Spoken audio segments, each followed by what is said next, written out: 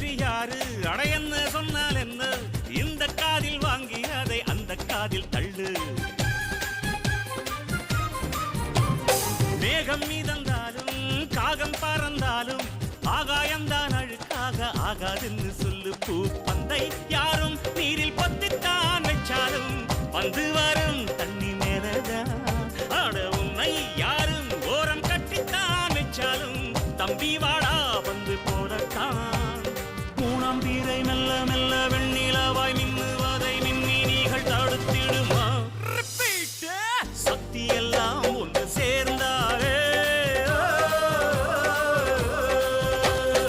சொர்க்கம் வரும் இந்த மண்